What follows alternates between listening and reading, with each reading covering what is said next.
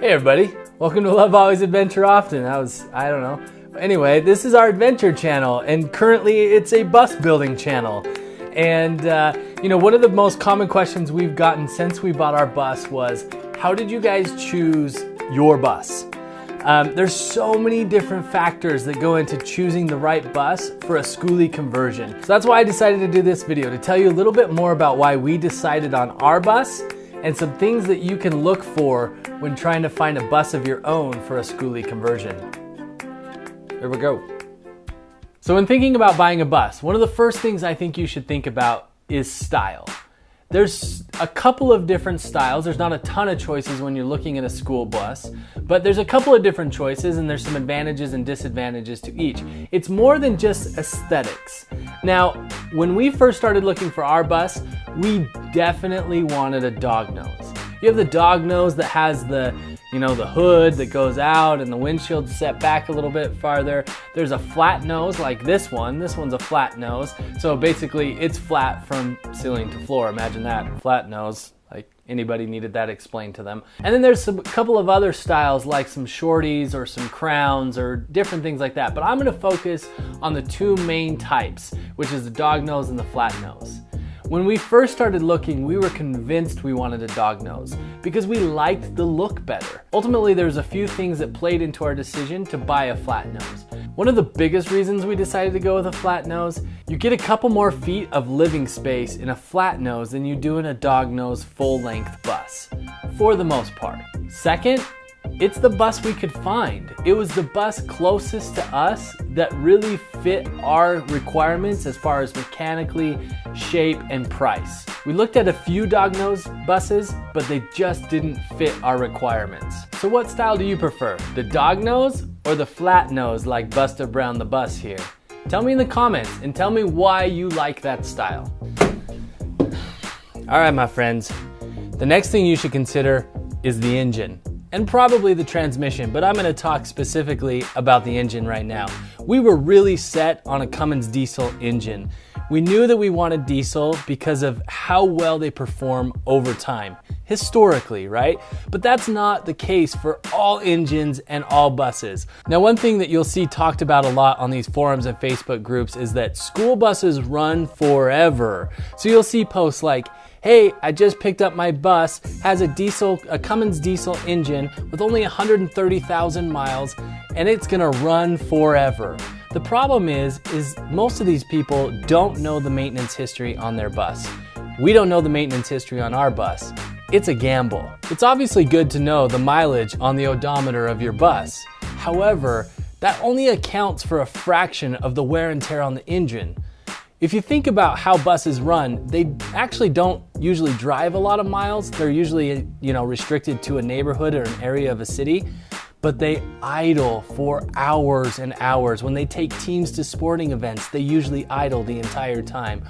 Or when they go and get kids, when they're waiting for kids to load and unload, they're idling. When they want the bus to warm up, they're idling for a half hour. So we can't just look at the mileage that reads on the odometer of the bus.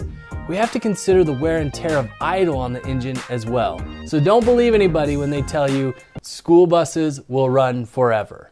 So let's talk about rust for a minute. Every bus converter's nightmare. These buses have been through a couple of lifetimes of wear and tear. That means weather, salt on the roads, you name it, they've been through it. And so obviously anything built completely out of metal is going to rust over time. So you really need to consider and understand the severity of rust and what it's gonna take to get rid of it. So there's two different types of rust that you're gonna wanna be able to identify.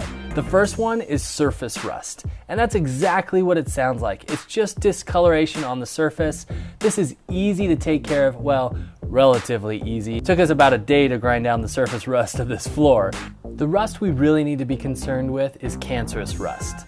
Cancerous rust is when the structural integrity of the metal has been compromised because of rust. You can identify this in a couple of different ways. There'll be flaky, red, powdery pieces that will fall off of the metal, or there will actually be holes in the metal, or just somehow the structural integrity of the metal has been compromised because of rust.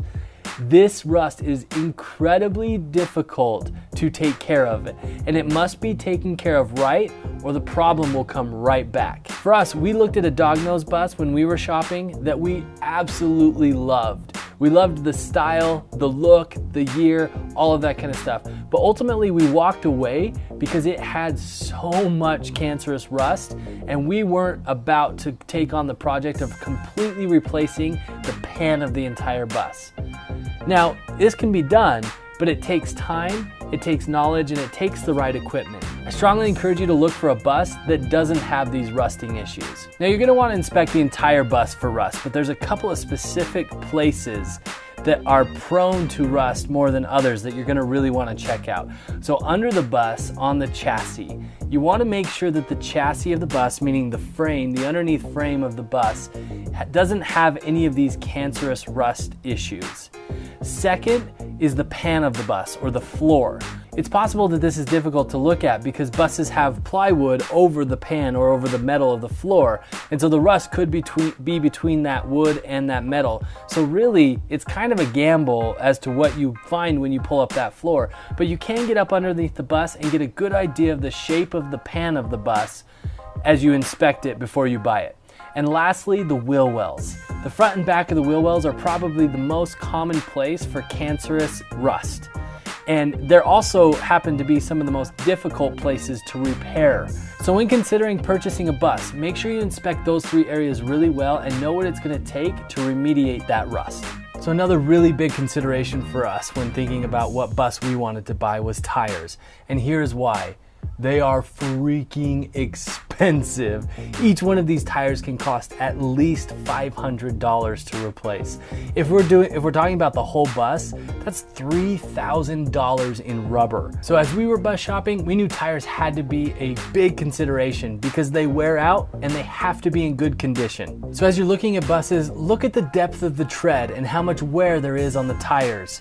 That can tell you how much money you're gonna need to put into the bus right away, and it should affect the purchase price, which is my next point. All right, saving the best for last, money. How much should I pay for a bus? We get the question all the time. This is so arbitrary and there's so much to consider. As you've already seen, you should consider what shape are the tires in? How much rust is there? What's the age? How many miles? How much maintenance has been done on it? How much maintenance needs to be done on it? Now we paid $4,500 for our bus. It's a 2001 with 114,000 miles showing on the odometer. Now I know for market value, I paid anywhere between $500 and $1,000 too much for our bus. But here's why. When we bought our bus, the demo was about 75% done. The ceiling panels were taken out, the benches were taken out, and the flooring was taken out already. So to me, that was worth $500 to $1,000 that I would save buying a bus that needed to be completely demoed. I've seen people go through that demo process and I didn't want any part of it. In addition to the demo already being done, the tires were in perfect shape. The engine batteries were brand new and they had just done a few different little maintenance things to bring up the value of the bus. Every bus you look at is going to be in a different condition at a different stage of its life and its conversion. So you have to consider all of these things when settling on a price. Okay, my friends, my final point in this video is please, please, please don't buy a bus without taking it to an experienced diesel mechanic or somebody who is experienced in fleet buses that they can look it over for you. They can look over the engine, the transmission, the lines, the belts, the frame, everything, and they can tell you some things that you would never be able to find with your limited knowledge about school buses. And finally, in the video description, I have linked a long list. It's a spreadsheet, basically a checklist of things you should look at when you're looking at buses. And there's different columns where you can compare different buses that you're considering purchasing. I hope that's a helpful tool to you. I wish I would have had that when I was looking at the 8 or 9 different buses that we looked at before we finally pulled the trigger on this one. Thank you so much for watching, and we'll see you later. Love always, adventure often. Wow, thank you so much for watching. Hope you enjoy seeing our videos as much as we love making them. Don't miss a single adventure or bus moment. Make sure you hit subscribe and share with everyone you know. We'll see you next week, and remember to love always and adventure often.